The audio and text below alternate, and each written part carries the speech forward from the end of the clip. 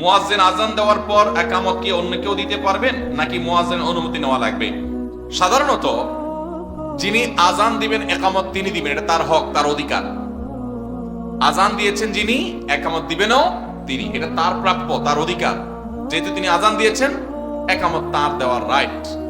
কিন্তু যদি এমন হয় মুয়াজ্জিন সাহেব জামাত দাঁড়ানোর সময় নাই, তিনি কোনো কারণে বাহিরে গেছেন, বা তিনি টয়লেটে গেছেন, দেরি হচ্ছে, বা উযুখানায় আছেন, যে কোনো কারণে তিনি নাই, তাহলে তো যে কেউ দিতে পারে।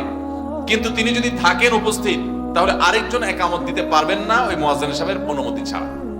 মুয়াজ্জিন সাহেবের অনুমতি নিয়ে তারপর তিনি একামত দিবেন।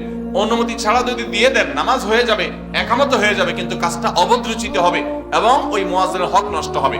অনেক সময় দেখা যায় মুয়াজ্জিন সাহেবদেরকে আমরা জিজ্ঞাসা করি না যে আরেকজন মনে চাইলে তিনি একামত দেওয়া শুরু করলেন না, এটা আদবের খেলাফ, শিষ্টাচারের খেলাফ।